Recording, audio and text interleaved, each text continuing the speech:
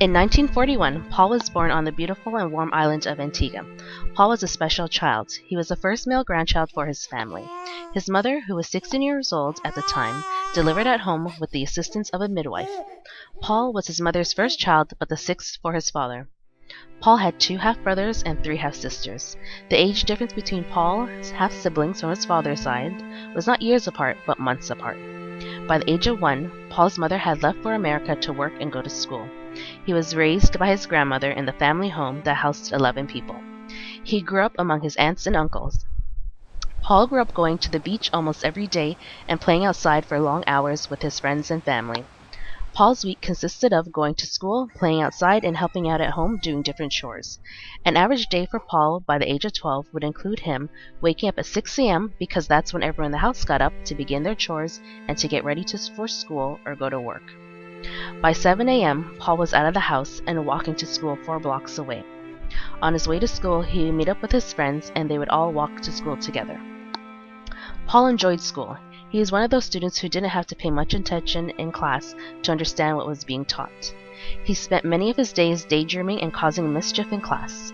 Paul's favorite classes were English and math, not because of the subjects being taught, but because of Miss Cherry. Miss Cherry was a 36-year-old homeroom teacher at an all-boys school. It would appear that most of the young boys in her class had a crush on her. Miss Cherry would always wear a white shirt and a long skirt. Paul would watch Miss Cherry with great admiration. When the boys were told to sit on the carpet, Paul was always sitting up front, near Miss Cherry. Paul's intentions for sitting up close was not to listen or to learn, but he was hoping to get a peek at Miss Cherry's skirt. Once at the end of a regular school day, Paul and his friends Charles, Jim, and Thomas went out into the schoolyard to play a game of marbles. They played in the hot afternoon sun for hours. Across the street from the school, Miss Cherry lived alone in a house. She was not married and did not have children. Miss Cherry stood in the doorway of her house watching the boys play marbles. Paul had noticed her standing in the doorway watching them. She called out from across the street and motioned for Paul to come over. Paul got up from the game he was playing and walked across the street. The other boys did not think much of what was happening and continued to play. As Paul got closer, Miss Cherry asked him if he would like a glass of lemonade. He answered, "Yes, ma'am." It was a hot day, and having a cold glass of lemonade made sense. He entered the house and noticed that it was just him and her and no one else in the house. He walked over and sat down at the kitchen table.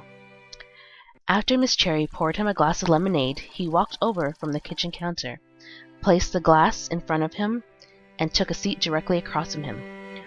Paul looked down and took a sip of his lemonade, but was distracted when he noticed that Miss Cherry, as she sat with her legs slightly apart across from him, was not wearing any panties underneath her skirt. Paul's mind began to race. Having never seen anything like this before, he couldn't stop staring. At this moment, he did not know what to do. Not knowing what else to do, when he finished his lemonade, he got up from his chair to place a glass in the sink. He passed by Miss Cherry. She reached out and grabbed his hand. She pulled him in close to her and gave him a kiss on the cheek. She then took his hand and put it under her skirt. Paul was stunned. He hadn't felt anything like this before. She then took his hand and led him into her bedroom, where she undressed him. He stood still, not knowing what to do or what to say. She laid on the bed. He stood there looking. She told him to lay on top of her. He still did not know what to do, but he listened and followed her instructions. With her hands, Miss Cherry guided him, and all of a sudden, it happened. His first thought was, "I can't believe this is happening." His second thought was, "I hope this never stops."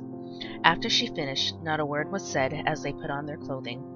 Paul rushed out of Miss Cherry's house. He found his friends still playing in the schoolyard. To his friends, he shouted out with excitement about what just happened. He made sure to leave out the name of his teacher. What took place in Miss Cherry's house that day was never repeated. Paul continued to be a student in Miss Cherry's class, but Miss Cherry acted as if nothing had happened between them. After his first sexual experience at age 12 with Miss Cherry, Paul wanted more.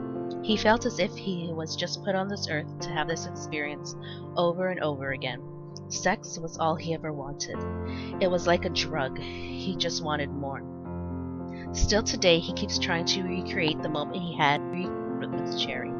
This had led him to have many failed relationships with girls his age and older women. As he got older, he gained the reputation of a player because he would be involved with more than one girl at a time.